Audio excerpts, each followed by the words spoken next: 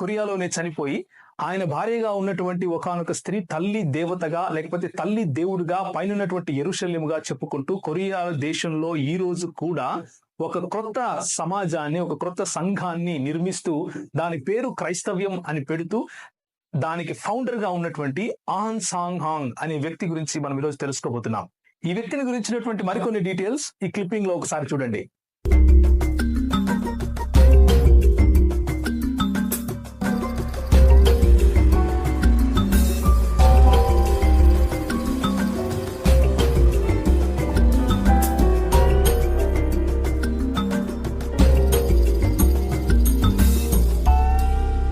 Christ loves you.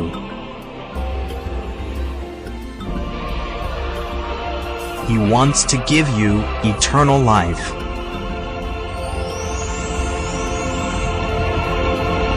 మీరు చూసినటువంటి clipping లో మీరు చూస్తున్నది ఏమిటి అంటే, ఎంతో మంది క్రీస్తులు ఈ లోకంలోకి వచ్చినట్లు, ఎంతో మంది వారిని వారు యేసు క్రీస్తులుగా రెండవసారి వచ్చినటువంటి యేసు క్రీస్తుగా ప్రకటించుకున్నట్లు మీరు చూస్తున్నారు.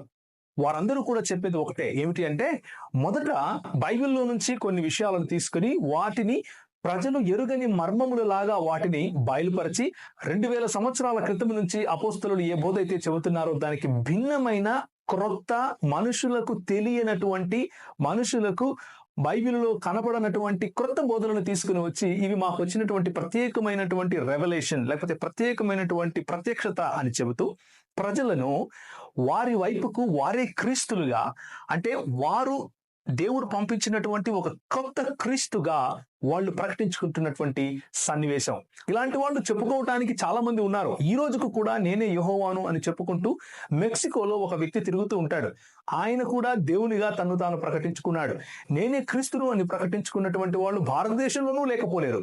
అయితే ఈ రోజు మనం కేంద్రీకరించి చూస్తున్నటువంటి వ్యక్తి మాత్రం కొరియా నుంచి వచ్చాడండి.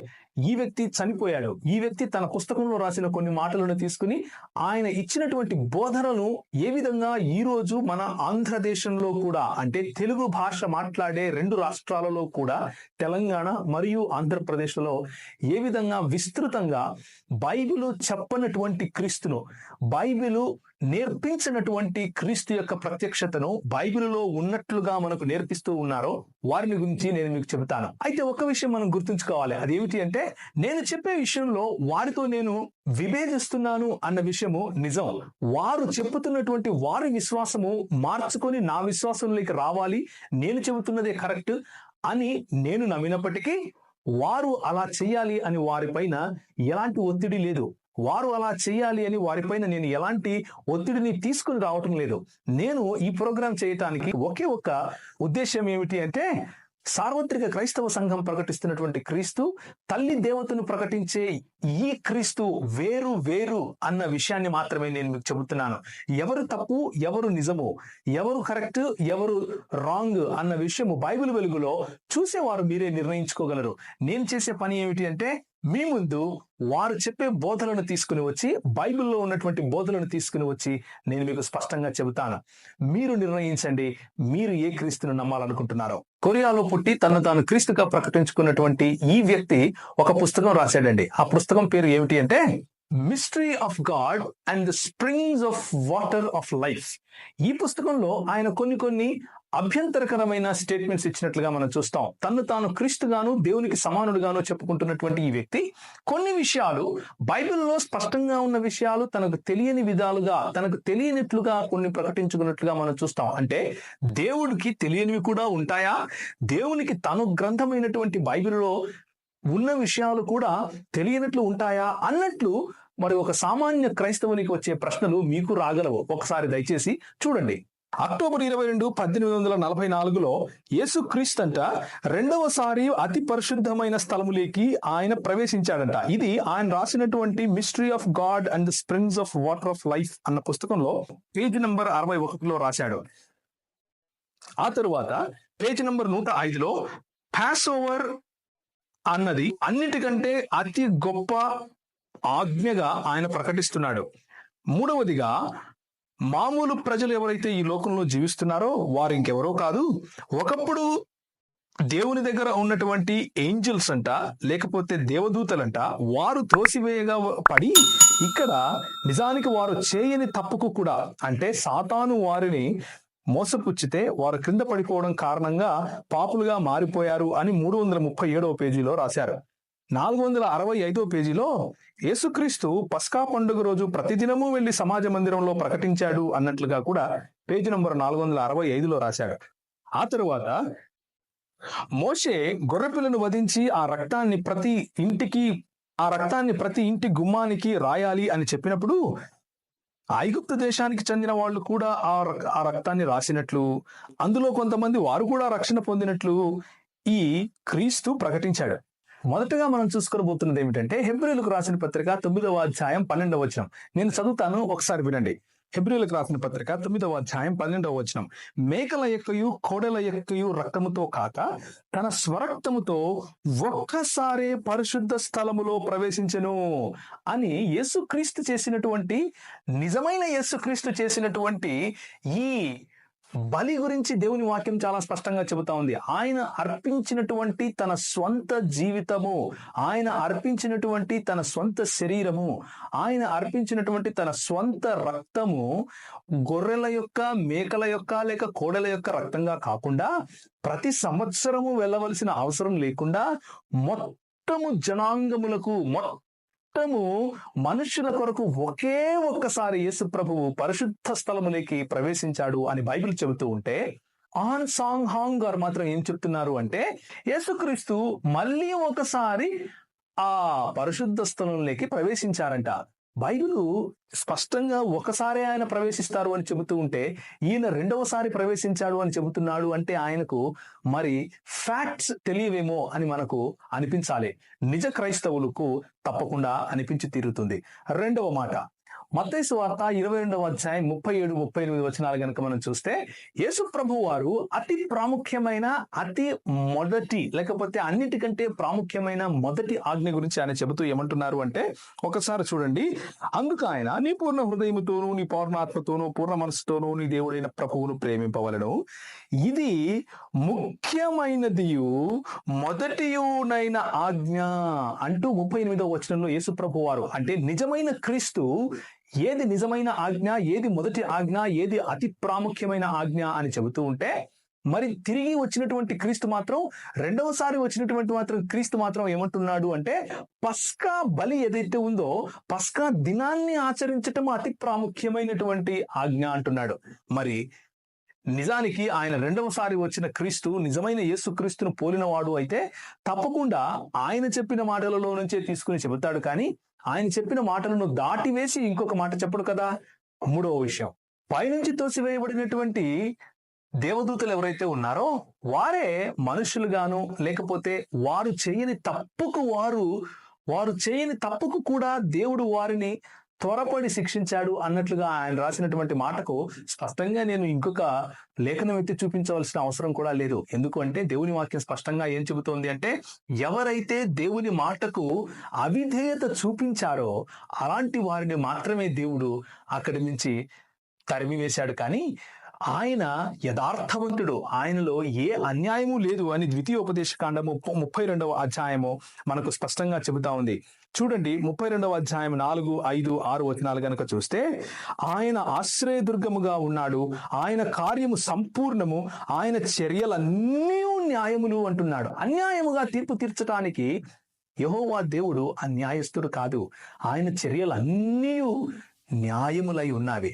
నాలుగవ మాట ఏమిటి అంటే ఐగుప్తు దేశంలో ఉన్నవారు కూడా కొంతమంది ఆ పస్కా బలి యొక్క రక్తమును తమ ఇంటి దగ్గర రాసుకోవడం కారణంగా వారిలో ఉన్నటువంటి వారి కొంతమంది పుత్రులు చనిపోలేదు అన్నట్లుగా కూడా ఈ కొరియా నుంచి వచ్చినటువంటి క్రీస్తు ప్రకటిస్తున్నాడు.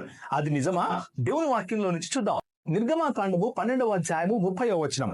అందులో ఏముంటుంది అంటే, ఆ రాత్రి ఫరోయు అతని సేవకులందరూ ఐగుప్తీయులందరూ లేచినప్పుడు శవము లేని ఇల్లు ఒక్కటైనా లేకపోయినందున ఐగుప్తులో మహాఘోష పుట్టెను.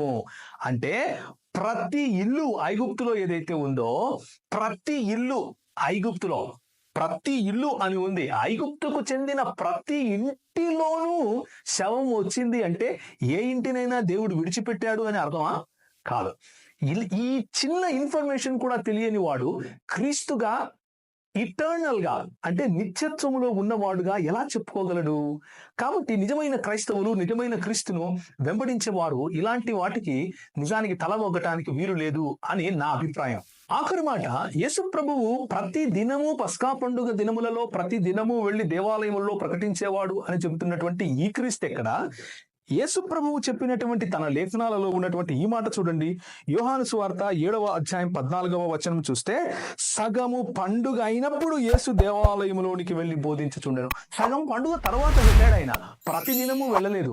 ఈ చిన్న ఫ్యాక్ట్ కూడా మరి చనిపోయినటువంటి క్రీస్తుకు, కొరియా నుంచి వచ్చినటువంటి క్రీస్తుకు తెలియలేదు అని చెబుతూ, కానీ ఆయన మాత్రం నిత్యత్వంలో ఉన్నటువంటి క్రీస్తు అంటే నమ్మటానికి క్రైస్తవులు మరి కల్లబొల్లి మాటలు చెబితే వినడానికి క్రైస్తవులు నిజానికి అంత అమాయకులు కూడా కాదు. క్రైస్తవులకు వారి గ్రంథము తెలుసు, క్రైస్తవులకు వారి లేఖనములలో ఉన్నటువంటి డీటెయిల్స్ తెలుసు అన్న విషయాన్ని మరి తల్లి దేవుని గురించి ప్రకటించే వారు తెలుసుకోవాలి. అయితే చూస్తున్న మీలో చాలా మందికి ఒక రకమైన క్యూరియాసిటీ వచ్చి ఉండొచ్చు. ఆ క్యూరియాసిటీ ఏంటంటే, ఏంటి తల్లి దేవుడు అంటున్నాడు ఈయన అని మీకు రావచ్చు. నిజానికి మొట్టమొదటిసారి విన్నప్పుడు నాకు అలాగే అనిపించింది. ఏమని వీళ్ళు ప్రకటిస్తారు అంటే, జాంగ్ గిల్ ఝా అనే ఒక వ్యక్తి, ఒక స్త్రీ ఈ రోజు కొరియాలో ఉంది. ఆమె తన్ను తాను తల్లి దేవునిగా ప్రకటించుకుంటుంది. అంటే పరలోకమందు ఉన్నటువంటి యెరూషలేముగా ప్రకటించుకుంటుంది. పరలోకం ఉన్నటువంటి యెరూషలేము ఎవరు అని మీకు రావచ్చు. ఒకసారి నేను చెప్పే ఈ మాటల్లో జాగ్రత్తగా ఆలకించి చూడండి. వాళ్ళు చెప్పేటువంటి ఈ ప్రచారం, వాళ్ళు చేసేటటువంటి ఈ ప్రచారం మీకు స్పష్టంగా తెలుస్తుంది. చూడండి, యోహాను రాసినటువంటి ప్రకటన గ్రంథము 22వ అధ్యాయము 17వ వచనము, ఆత్మయు పెండ్లి కుమార్తెయు రమ్ము అని చెబుతున్నారు. అంటే మన దగ్గరికి వచ్చేటటువంటి ఈ తల్లి సంఘమును బోధించే వాళ్ళు, లేకపోతే తల్లి దేవుణ్ణి బోధించేవారు ఏం చెప్తారంటే, మొట్టమొదటిగా రెవల్యూషన్ లేకపోతే ప్రకటన గ్రంథము 22వ అధ్యాయం 17వ వచనం తీయమంటారు. తీయమని వాళ్ళు ఏం చెప్తారు అంటే, చూసారా ఇక్కడ ఆత్మ, పెండ్లి కుమార్తె ఇద్దరు వేరు వేరు వ్యక్తుల గురించి దేవుని వాక్యం చెబుతా ఉంది. ఆత్మ అంటే పరిశుద్ధాత్మ, పెండ్లి కుమార్తె అంటే ఎవరో తెలుసా? ఎవరు ఈ పెండ్లి కుమార్తె అని మీకు ఒక ప్రశ్న ఇస్తారు. ఎవరు ఈ పెండ్లి కుమార్తె అనగానే మీలో ఒక ప్రశ్న వస్తుంది. అవును కదా, ఎవరు ఈ పెండ్లి కుమార్తె అని మీరు అడిగితే వాళ్ళు ఏం చెప్తారు అంటే, 21వ అధ్యాయానికి వెళ్దాం అంటారు. ప్రకటన గ్రంథము 21వ అధ్యాయం 21వ అధ్యాయం 2వ వచనం గనక చదివితే ఏముంటుందంటే, మరియు నేను నూతనమైన యెరూషలేము అను ఆ పరిశుద్ధ పట్టణము తన భర్త కొరకు అలంకరింపబడిన పెండ్లి కుమార్తె వలె సిద్ధపడి పరలోకమందున్న దేవుని యొద్ద నుండి దిగివచ్చుట చూచితిని. ఇక్కడ మీకేం కనిపిస్తా ఉంది చూడండి.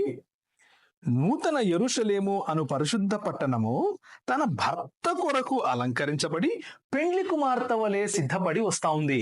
ఈ నూతన యెరూషలేము ఎవరు? పెండ్లి కుమార్తె వలె సిద్ధపడి వస్తున్నటువంటి వ్యక్తి. అక్కడ తన భర్త కొరకు ఆమె సిద్ధపడి వస్తా ఉంది. ఈ భర్త ఎవరు అన్న ప్రశ్న వేస్తారు. ఎవరు ఈ భర్త? భర్త ఎవరు అనగానే మీరు కూడా అడుగుతారు, అవును కదా, ఎవరు ఈ వ్యక్తి, భర్త కోసం వేచి ఉండే వ్యక్తి అని అనగానే చూడండి అని 21వ అధ్యాయం 9వ వచనానికి మిమ్మల్ని తీసుకెళ్తారు. అక్కడేముంటుంది అంటే, అంతటా ఆ కడపటి 7 తెగుళ్లతో నిండిన 7 పాత్రలను పట్టుకొని ఉన్న 7 దూతలతో ఒకడు వచ్చి, ఇటు రమ్ము, పెండ్లి కుమార్తెను అనగా గొర్రె పిల్ల యొక్క భార్యను నీకు చూపెదనని నాతో చెప్పి అని అంటాడు. ఈ పెండ్లి కుమార్తె ఎవరంట? గొర్రెపిల్ల యొక్క భార్య. ఇక గొర్రెపిల్ల ఎవరు అని ప్రశ్నిస్తారు. గొర్రెపిల్ల ఎవరు అని ప్రశ్నించగానే మనలో వచ్చే ఒకే ఒక్క సమాధానం ఏంటి? ఎవరండి లోక పాపములను మోసుకొని పోయే గొర్రెపిల్ల? ఎవరండి లోక పాపముల కోసం చనిపోయినటువంటి గొర్రెపిల్ల అని మిమ్మల్ని ప్రశ్నించగానే మీరిచ్చే ఒకే ఒక ఆన్సర్ ఏంటి అంటే, మన ప్రభు అయిన యేసుక్రీస్తు వారు. యోహాను సువార్త 1వ అధ్యాయం 29వ వచనం. యోహాను సువార్త 1వ అధ్యాయం 29వ వచనంలో ఏముంటుంది అంటే, చూడండి, మరునాడు యోహాను యేసు తన యొద్దకు రాగా చూసి, ఇదిగో లోక పాపమును మోసుకొని పోవు దేవుని గొర్రెపిల్ల అని అంటాడు. కాబట్టి ఈ సంఘం వారు, లేకపోతే ఈ క్రొత్త క్రీస్తును ప్రకటించేవారు మనకు ఏం చెప్తారు అంటే, గొర్రెపిల్ల యేసు ప్రభువు, ఆ గొర్రెపిల్ల కోసము తయారవుతున్నటువంటి ఒక భార్య ఉంది. పెండ్లి కుమార్తె ఉంది.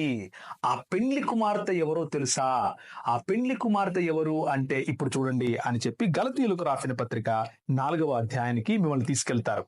గలతీయులకు రాసిన పత్రిక 4వ అధ్యాయం 26వ వచనం, 21 నుంచి మనం చదువుకోవచ్చు. కానీ వారు చెప్పే విషయంలో 26వ వచనం మాత్రమే మనం చూద్దాం. అయితే పైనున్న యెరూషలేము స్వతంత్రముగా ఉన్నది, అది మనకు తల్లి అని చెబుతారు. అంటే తండ్రి అయిన దేవుడు ఉన్నాడు, యేసు ప్రభువు క్రీస్తు ఉన్నాడు, తల్లి అయిన దేవుడు కూడా ఉన్నాడు అని చెబుతారు. వినటానికి ఇబ్బందికరంగా ఉందా? కానీ ఈరోజు మన సిటీలో కొన్ని వందల మంది ఈ ప్రచారానికి లోబడి కొరియాలో ఉన్నటువంటి తల్లి అయిన దేవునిగా చెప్పుకునే ఢాంగ్ గిల్ ఝా అనే వ్యక్తి దగ్గరికి వెళ్ళి ఆమెను దేవునిగాను లేకపోతే తల్లి అయిన దేవునిగాను పూజిస్తున్నారు, ఆమెను దేవునిగా ప్రకటిస్తున్నారు. అదేవిధంగా ఆన్ సాంగ్ హాంగ్ అనే వ్యక్తిని కొరియా నుంచి వచ్చినటువంటి రెండవ క్రీస్తుగా ప్రకటిస్తున్నారు. మీరు ఏ క్రీస్తును నమ్ముతున్నారు? మీరు ప్రకటించే క్రీస్తు ఎవరు? అయితే ఈ సంఘము వారు ఎందుకు ఈమెను ఈ విధంగా దేవునిగా, తల్లి అయిన దేవునిగా ప్రకటిస్తున్నారు అంటే సంఖ్యాకాండము 19వ అధ్యాయానికి వెళ్దాం. సంఖ్యాకాండము 19వ అధ్యాయం గనక మనం చూస్తే మొదటి నుంచి నేను చదువుతాను. యెహోవా మోషే అహరోనులకు ఈలాగు సెలవిచ్చెను. యెహోవా ఆజ్ఞాపించిన ధర్మశాస్త్ర విధి ఏమనగా, ఇశ్రాయేలీయులు కళంకము లేనిదియు మచ్చలేనిదియు ఎప్పుడునో కాడి మోయనిది అయిన ఎర్రని పెయ్యను నీ యొద్దకు తీసుకొని రావలను. వారితో చెప్పుము, మీరు యాజకుడైన ఎలియాజరుకు దానిని అప్పగింపవలను. ఒకడు పాలెము వెలుపలకి దాని తోలుకొని పోయి అతని ఎదుట దానిని వధింపవలను. యాజకుడైన ఎలియాజరు దాని రక్తములోనిది కొంచెము వ్రేలితో తీసి ప్రత్యక్షపు గుడారము ఎదుట రక్తములో కొంచెము 7 మారులు ప్రోక్షింపవలెను. అతని కన్నుల ఎదుట ఒకడు ఆ పెయ్యను దహింపవలెను. దాని చర్మము, మాంసమును, రక్తమును, పేడయును దహింపవలెను. మరియు ఆ యాజకుడు దేవదారు కర్రెను, హిస్సోపును, రక్తవర్ణపు నూలును తీసుకొని ఆ పెయ్యను కాల్చుచున్న అగ్నిలో వాటిని వేయవలెను. అప్పుడు ఆ యాజకుడు తన బట్టలు ఉదుకుకొని నీళ్లతో శరీర స్నానము చేసిన తరువాత పాళెములో ప్రవేశించి సాయంకాలము వరకు అపవిత్రుడై ఉండును. ఆ తరువాత 10వ వచనం చూస్తే, ఆ పెయ్య యొక్క భస్మమును పోగు చేసిన వాడు తన బట్టలు ఉతుకుకొని సాయంకాలము వరకు అపవిత్రుడై ఉండును. ఇది ఇశ్రాయేలీయులకును వారిలో నివసించు పరదేశులకును నిత్యమైన కట్టడా అని చెబుతూ దేవుని వాక్యము 9వ వచనంలో ఏం చెబుతా ఉందంటే, మరియు పవిత్రుడైన ఒకడు ఆ పెయ్య యొక్క భస్మమును పోగు చేసి పాళెము వెలుపలను పవిత్ర స్థలమందు ఉంచవలెను. పాప పరిహార జలముగా ఇశ్రాయేలీయుల సమాజమునకు దాని భద్రము చేయవలెను. అది పాప పరిహారార్థ బలి అంటున్నాడు. సో ఇక్కడ ఇశ్రాయేలీయులకు పాప పరిహారార్థం కోసం చేయవలసినటువంటి బలి గురించి దేవుని వాక్యము సంఖ్యాకాండం 19వ అధ్యాయంలో ఒక పెయ్య లేకపోతే ఎర్ర రంగులో ఉన్నటువంటి ఒక దూడను తీసుకుని రమ్మని, దానిని బలి ఇమ్మని, దానిని భస్మం చేయమని, ఆ భస్మమును పరిశుద్ధమైన నీటిలో కలిపి ఒకచోట పరిశుద్ధముగా ఉంచమని, దానిని పాప పరిహారార్థ బలిగా పిలవమని దేవుని వాక్యం సెలవిస్తా ఉంది.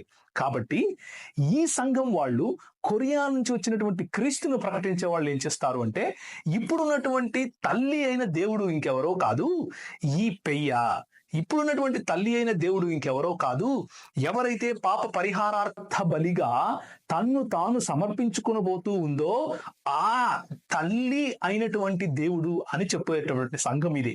అయితే దీనికి ఆన్సర్ చూద్దాం. దేవుని యొక్క వాక్యం ఏం చెబుతా ఉందో మనం చూద్దాం. ఉదాహరణకు నేను మీకు చెబుతాను. గలతీయులకు రాసిన పత్రిక 4వ అధ్యాయం 26వ వచనంలో వారు చెప్పే తల్లి అయిన దేవుడు అన్నది మనం చూస్తే, అయితే పైనున్న యెరూషలేము స్వతంత్రముగా ఉన్నది అని మాత్రమే మీకు చెబుతారు. కానీ ఆ వచనము ఏ సందర్భంలో, ఏ కాంటెక్స్ట్ నుంచి మాట్లాడుతున్నారు, ఆ సందర్భము ఏమిటి అన్న విషయాన్ని వాళ్ళు చెప్పరు. మనం చేయవలసినటువంటి పని ఏమిటి అంటే, ఏ సందర్భంలో అయితే ఈ మాటలు చెబుతున్నారో, అపోస్తలుడైన పౌలు గలతీయులకు రాస్తున్నప్పుడు ఏ ఆలోచనను తన మనస్సులో ఉంచుకొని రాస్తున్నాడు అన్న విషయాన్ని గనక మనం చూస్తే 4వ అధ్యాయము 21 నుంచి గనక మనం చదివితే ఏముంటుంది అంటే, ధర్మశాస్త్రమునకు లోబడి ఉండగోరు వారులారా, మీరు ధర్మశాస్త్రము వినుట లేదా, నాతో చెప్పుడి అని మొదలు పెడుతున్నాడు. అంటే మీరు ధర్మశాస్త్రానికి లోబడుతున్నారు కదా అంటూ అక్కడ ఉన్నటువంటి ఎవరైతే క్రైస్తవులైన తర్వాత కూడా ధర్మశాస్త్రానికి లోబడాలి అనుకుంటున్నారో అలాంటి వాళ్లకు ఈ మాటలు చెబుతున్నాడు. మొట్టమొదటిదే ఎవరితో మాట్లాడుతున్నాడు అన్నదానికి సమాధానం అది. ఇప్పుడు ఏ సందర్భంలో మాట్లాడుతున్నాడు అన్నది చూద్దాం. దాసి వలన ఒకడును స్వతంత్రురాలి వలన ఒకడును 2 కుమారులు అబ్రహాముకు కలిగిరని వ్రాయబడి ఉన్నది. అంటే ఇద్దరు, ఒక దాసి ఒక స్వతంత్రురాలు అనే ఇద్దరి గురించి అబ్రహాముకు ఉన్నటువంటి 2 భార్యలలో ఒకరు దాసియు ఒకరు స్వతంత్రురాలు అన్న విషయాన్ని ఆయన స్వతంత్రురాలు అన్నట్లుగా శారాను, దాసి అన్నట్లుగా హాగరును పిలుస్తూ ఆయన చెబుతున్నటువంటి మాటలు ఇవి. 23వ వచనం చూస్తే, అయినను దాసి వలన పుట్టినవాడు శరీర ప్రకారము పుట్టెను, స్వతంత్రురాలి వలన పుట్టినవాడు వాగ్దానమును బట్టి పుట్టెను. ఈ సంగతులు అలంకార రూపముగా చెప్పబడి ఉన్నవి. 24వ వచనం స్పష్టంగా అపోస్తలుడైన పౌలు ఏం చెప్తున్నాడు అంటే, ఈ సంగతులన్నీ కూడా అలంకారప్రాయంగా చెబుతున్నాను అంటూ చాలా స్పష్టంగా చెప్తున్నాడు. అంటే అపోస్తలుడైన పౌలు హాగరును దాస్యత్వమునకు పోలినటువంటి ఒక అలంకారముగా చెబుతూ, ఆ అలంకారాన్ని మోషే తెచ్చినటువంటి ధర్మశాస్త్రము క్రింద జీవించాలనుకున్న వాళ్ళు దాస్యత్వంలో ఉన్నారు అన్న విషయాన్ని గుర్తు చేస్తూ చెబుతున్నారు. చూడండి, ఈ స్త్రీలు 2 నిబంధనలై ఉన్నారు. వాటిలో ఒకటి సీనాయి కొండ సంబంధమైనదై దాస్యములో ఉండును, పిల్లలను కనును. ఇది హాగరు. 2 నిబంధనలు. మొదటి నిబంధన ఏమిటి? మోషే తీసుకుని వచ్చినటువంటి ధర్మశాస్త్రము అనే నిబంధన. 2వ నిబంధన ఏమిటి? యేసు క్రీస్తు ద్వారా మనకు వచ్చినటువంటి స్వతంత్రము, నూతన నిబంధన. ఆయన యందు ఆయన యొక్క నీతిని మనపై ఆపాదించబడటం ద్వారా స్వతంత్రులం అయిపోయాము అన్న విషయాన్ని పౌలు భక్తుడు గుర్తు చేస్తున్నాడు. అందుకనే 26వ వచనంలో, అయితే పైనున్న యెరూషలేము స్వతంత్రముగా ఉన్నది అంటున్నాడు. నీవు నేను ఒకరోజు పైనున్న యెరూషలేముకు చేరుకుంటాం. నువ్వు నేను ఏ రోజైతే యేసు క్రీస్తును మన సొంత రక్షకునిగాను ప్రభువుగాను అంగీకరించామో, కొరియా నుంచి వచ్చినటువంటి క్రీస్తును కాదండి, యెరూషలేములో నజరేయుడైనటువంటి యేసును ఏ రోజైతే అంగీకరించామో, నజరేయుడైనటువంటి యేసు క్రీస్తు ఎవరైతే మన కొరకు సిలువ మోసి ప్రాణం పెట్టి 3వ రోజు తిరిగి రాబోతున్నాడో, ఇంకా రాబోతున్నాడో, ఆ క్రీస్తును నమ్మేవారు స్వతంత్రులై ఉంటారు అని చెప్పటానికి, ఆ క్రీస్తు యొక్క సంఘము, ఆ క్రీస్తు యొక్క దేశము, ఆ క్రీస్తు యొక్క రాజ్యము స్వతంత్రమైనది అని చెప్పటానికి, అంటే మోషే తెచ్చినటువంటి ధర్మశాస్త్రము కింద ఉండటానికి మనకు అవసరం లేదు అని చెప్పటం కోసం చెప్పిన మాటలను ఆ సందర్భంలో నుంచి బయటకు తీసుకెళ్లి, పైన ఒక స్త్రీ ఉంది, ఆ స్త్రీ ఇంకెవరో కాదు, దేవుడు అయినటువంటి యేసుక్రీస్తు యొక్క భార్య, ఆ భార్య ఇంకెవరో కాదు, మనకు తల్లి అని చెప్పి, తల్లి అయిన దేవుడు ఈ లోకంలోకి వచ్చింది. ఆమె ఝాంగ్ గిల్ ఝా అనే పేరుతో కొరియాలో ఉన్నట్లుగా కూడా మనకు ప్రచారం చేస్తున్నారు. ఒక స్పష్టమైన మాట నేను మీకు గుర్తు చేయాలనుకుంటున్నాను. రోమీయులకు రాసిన పత్రిక 6వ అధ్యాయం ఒకసారి చూడండి. రోమీయులకు రాసిన పత్రిక 6వ అధ్యాయం 8 నుంచి 11 వరకు నేను చదువుతాను. మనము క్రీస్తుతో కూడా చనిపోయిన ఎడల మృతులలో నుండి లేచిన క్రీస్తు ఇకను చనిపోడనియు, మరణమునకు ఇకను ఆయన మీద ప్రభుత్వము లేదనియు ఎరిగి మనతో కూడా జీవించునని, ఆయనతో కూడా జీవించుదమని నమ్ముచున్నాను. ఏలయనగా ఆయన చనిపోవుట చూడగా పాపము విషయమై ఒక్క మారే చనిపోయెను. అంటే యేసు క్రీస్తు 2వ రాకడ సమయంలో మళ్ళీ ఆయన చనిపోడు. ఆయన తిరిగి వచ్చేది చనిపోవటం కోసం కాదు.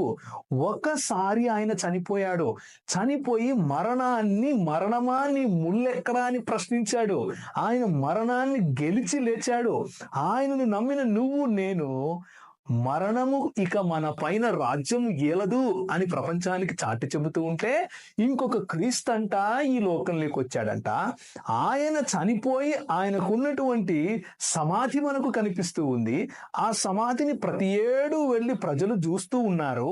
ప్రతి ఏడు ఆ సమాధి ఇంకెవరదో కాదు, వచ్చినటువంటి రెండవ క్రీస్తుది అని నమ్ముతున్నారు. దేవుని వాక్యము మాత్రం ఒక్కసారే క్రీస్తు చనిపోతాడు అని చెబుతా ఉంది. ఒకసారే ఆయనను మరణము పట్టింది, ఆ మరణము పైన ఆయన గెలిచి విజయుడై లేచాడు అని దేవుని వాక్యం చెబుతా ఉంది. ఎంతో మంది క్రీస్తులు వస్తారు, ఎంతో మంది నేను క్రీస్తును అని చెప్పుకుంటారు. ఆన్ సాంగ్ హాన్ గారు కూడా చెప్పుకున్నారు. కానీ ఆయన చనిపోయి ఆయన యొక్క మృతదేహము పాతి పెట్టబడినటువంటి ఆ సమాధి ఈ రోజుకు కొరియా దేశంలో ఉంది. కొరియా దేశంలో ఉన్నటువంటి సమాధిలో ఉన్నటువంటి క్రీస్తును నమ్ముతావా? సమాధిని బద్దలు కొట్టుకొని సమాధి ఖాళీగా ఉన్నటువంటి నజరేయుడైనటువంటి యేసు క్రీస్తును నమ్ముతావా? ప్రేమ కలిగిన తండ్రి, కృప కలిగిన దేవా, మరి ఎంతో మంది లేఖనములలో చెప్పబడినటువంటి క్రీస్తుని చెబుతూ అమాయకులైనటువంటి క్రైస్తవులను తప్పుదారి పట్టించే ప్రయత్నం చేస్తూ ఉండగా, ఈ ప్రోగ్రాం ద్వారా మీ యొక్క లేఖనాలను వారి వద్దకు స్పష్టంగా తీసుకుని వెళ్ళండి. ఈ యొక్క లేఖనాల ఆధారంగా మీరు మాత్రమే, నజరేయుడైనటువంటి యేసు క్రీస్తు మాత్రమే నిజమైన క్రీస్తు అని, ఆయన మా కొరకు శిలువయాగము చేసి తిరిగి రానయున్నాడని నమ్మటానికి మీరు మాకు స్వస్థ బుద్ధిని దయచేయమని ఈ చిన్ని ప్రార్థనను యేసు నామములో అడిగి వేడుకుంటున్నాము తండ్రి. ఆమెన్.